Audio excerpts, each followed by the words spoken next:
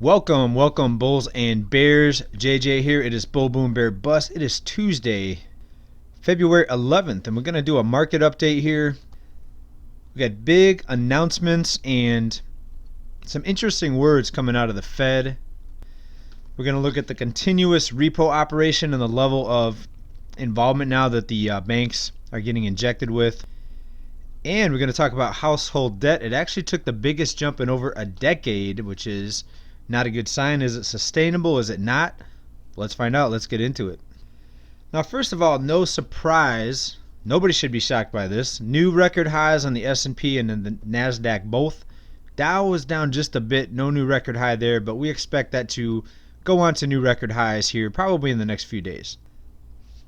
Okay, again, no surprise. Nobody should be shocked by this. Crude oil hanging out just under $50. Gold still holding steady at about $15.67. You would think with the massive money printing and Fed intervention that we are seeing that gold would just be skyrocketing.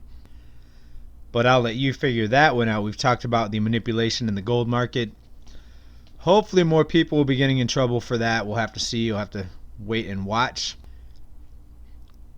In the meantime, you want to ask yourself, why are central banks hoarding enormous amounts of gold and silver?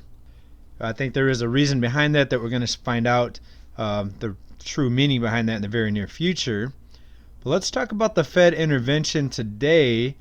As you know, there's a continuous repo rescue operation into the banking system, so this entire system based on debt will not collapse.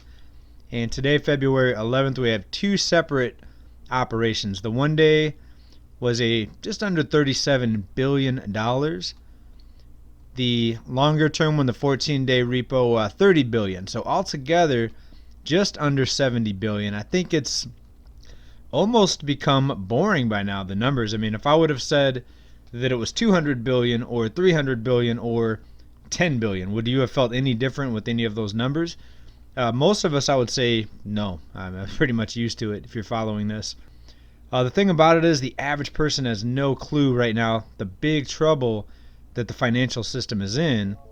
And I think most of you, probably 98% of you, 99% of you on this channel know this by now. They can never stop unless we get a complete restructure of the banking system. If we force banks to only lend out money than they have in deposits, then these repo operations can stop. But that is not even being talked about, right? There's no restructuring of the financial system, which they could do, but then see, the people at the top would not make as much money, so they're not going to do that.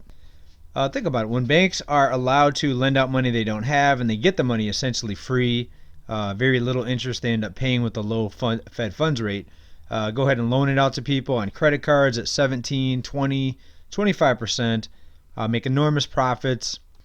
Of course, no, the people at the top love this type of operation. So continuous stimulus, continuous lowering of the interest rates, and that's the next thing, and I'm sure nobody's going to be surprised. The Fed now, because of the coronavirus, they have opened the door to more interest rate cuts. So our lovely Fed, they want to destroy your savings even more. And of course, they got the president out there calling for rate cuts and negative rates. And think about if they did go negative on the Fed funds rate. A country with a lot of debt would then end up getting paid for having debt.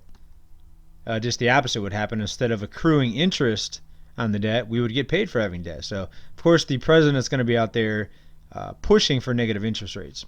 So it went from, we're going to hold steady, now to the coronavirus scare, which is going to cause a further economic slowdown. Now they have their excuse. So isn't that convenient timing now?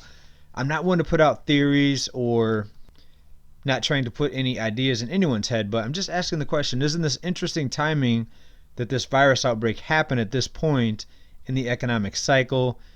China was basically already falling apart. They had to do stimulus over there, cutting rates. They had a mass swine epidemic where a big portion of their swine population was wiped out because of disease. The trade war really hit China hard. All I'm saying is just interesting timing on this whole outbreak, this whole scare. So now instead of blaming the financial system as being flawed, what they can do is they can say, well, everything was fine, everything was working perfect, everyone was happy. There were no financial problems globally. It was going smooth until until that virus broke out. If it wasn't for that virus, everything would have stayed fine. The central bank, we've got this under control. So I just don't know. What do you think about that? I just think they're going to be using that as an excuse to mask these just insane monetary policies that has pushed the globe into trillions, over $253 trillion now in debt. Speaking of debt, household debt takes the biggest jump in 12 years. Total household debt balances rose by $601 billion last year, according to the Fed. And now total debt balances surpassed $14 trillion for the first time ever in the history of the world.